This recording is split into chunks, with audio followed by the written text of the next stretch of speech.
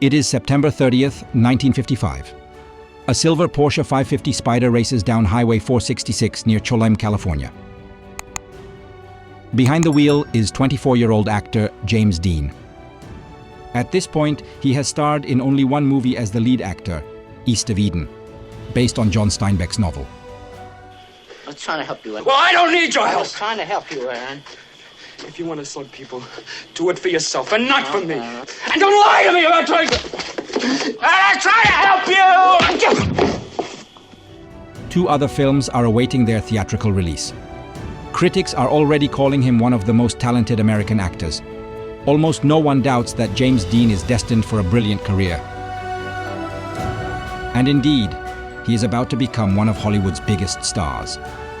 His movies will break box office records. He will receive 2 Oscar nominations for his acting. His style will be emulated by young men worldwide, and he will become a sex symbol for countless girls and women. But he will not live to enjoy any of it. On September 30th, the evening sun blinds him, and at one intersection, he collides with an oncoming car. On the way to the hospital, he succumbs to his injuries. Paradoxically, it is at this very moment that this Hollywood rebel becomes immortal.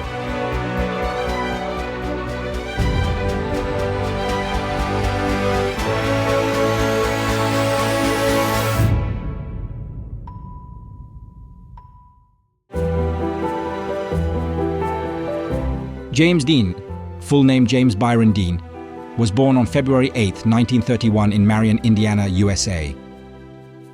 Little James did not have a close relationship with his father, a farmer and later a dental technician. However, he was very close to his mother. It was from her that he inherited his artistic inclinations and talent.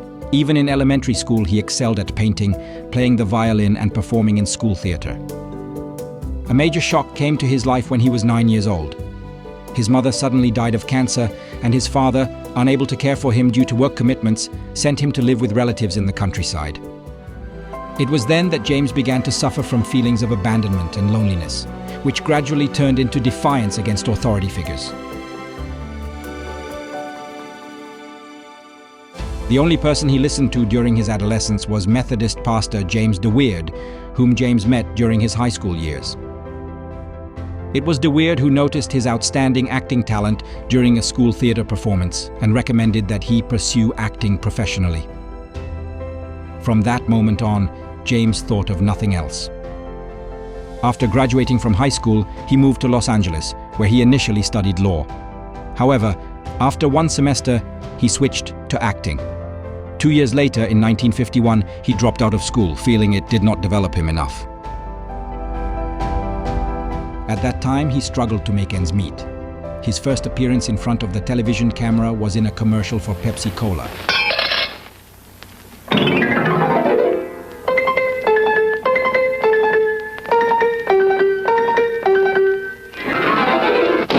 Pepsi Cola hits the spot, a neat big bottle and it's got bounce, bounce, bounce, bounce. Go get Pepsi for the Pepsi bounce. However, acting fame eluded him. James played only minor, insignificant roles in a few movies and television shows.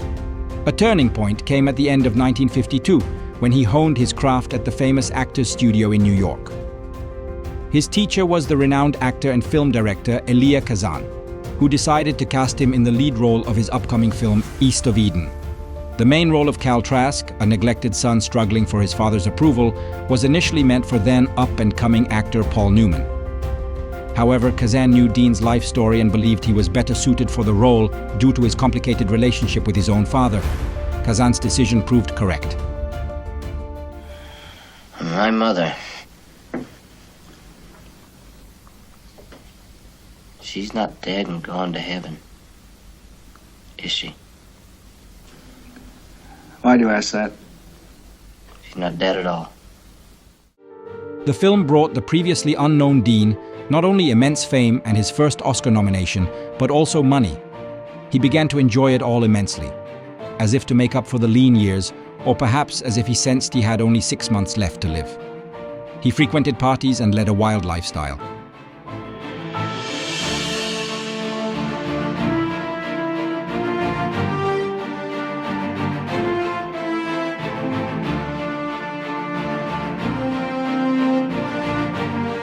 With his earnings, he also fulfilled another dream. He loved fast cars and racing. In March 1955, he bought his first sports car, a Porsche 356A Super Speedster. And just a few days later, he competed in the Palm Springs sport races. Much like in acting, he achieved success in racing, winning the rookie category.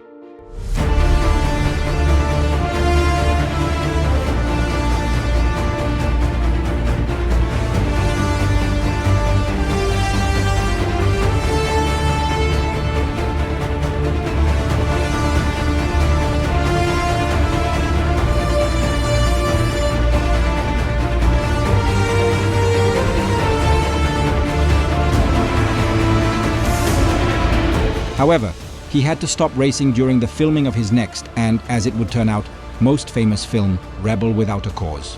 In it, he portrayed a teenage boy, Jim Stark, who could not find his place in the adult world. Directed by Nicholas Ray, the film resonated with the feelings of the young generation of that time, and James Dean became a symbol of their rebellion.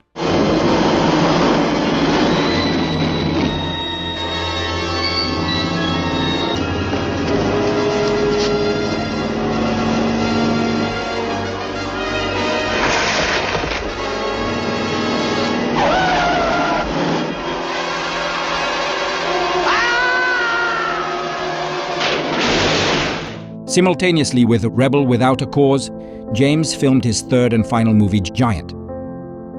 In it, he played a young Texas rancher, Jet Rink, who becomes a powerful man competing with his former employer. I know that land ain't worth much, but then someday I just might up and put my own fence around her. Call her Little Rieta. A few days after Giant had wrapped filming, James Dean set off for the Salinas racetrack to test his new, even faster car, a Porsche Spyder, affectionately nicknamed Little Bastard. As usual, he paid little attention to traffic laws.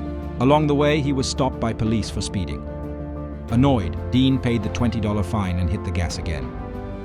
It was September 30th, 1955, and he had only minutes left to live.